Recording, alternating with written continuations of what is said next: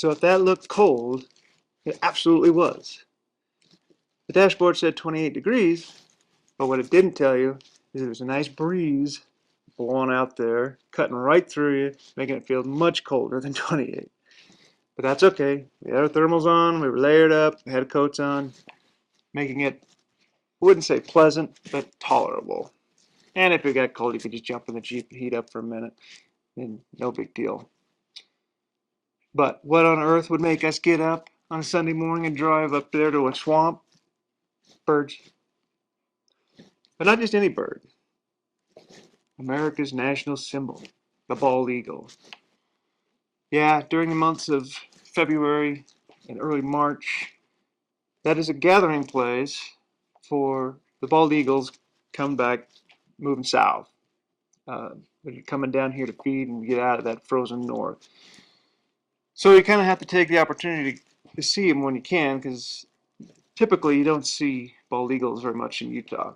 You can find them. I've seen them on a couple of occasions here and there, but it's really hard to go, you know what? I'm going to go find a bald eagle today. That's something you're not going to do here, except this time of year. So you have to take advantage of when they're here if you really want to see them. And unfortunately, on the day that we were there, they didn't want to hang out near us. They were out 300 yards out in the middle of the lake, kind of in the frozen areas, feeding on nasty old dead fish. So we had to have a camera that would zoom in on it, which Misty does. I do not, unfortunately.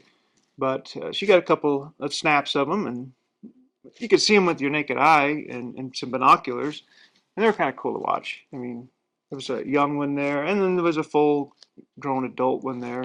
But we were there early in February, and I think later on in the month, you would see more of them there. But it was just, that's what we got for the day. We saw 3 total.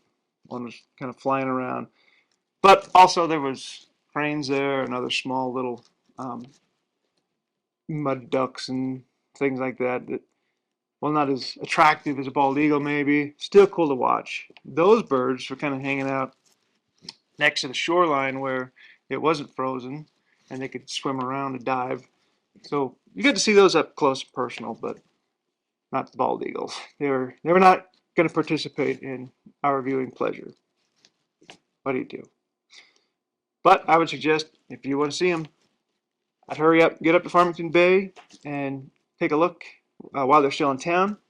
There are other places in the state you can see them, but as far as those of you that are close to Salt Lake or in the area, Farmington Bay is going to be your best bet. So go check them out. It's worthwhile. It gets you off the couch, and it's kind of a rare thing to see here. So, and one more thing.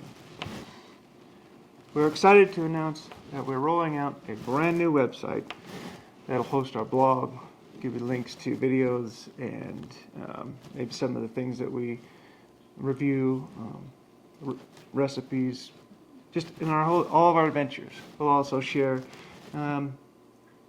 news topics that are important to us, like land use,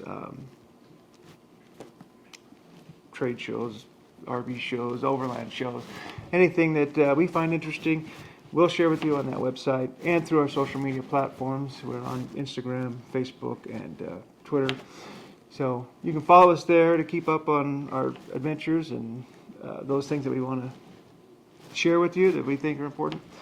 So please follow us there and check in on our website and get into the blog, and we'll share extra information that may or may not make it into the videos. Just helpful information for you for travels if you find where we're going is interesting. So please check us out, and don't forget to have a great adventurous week.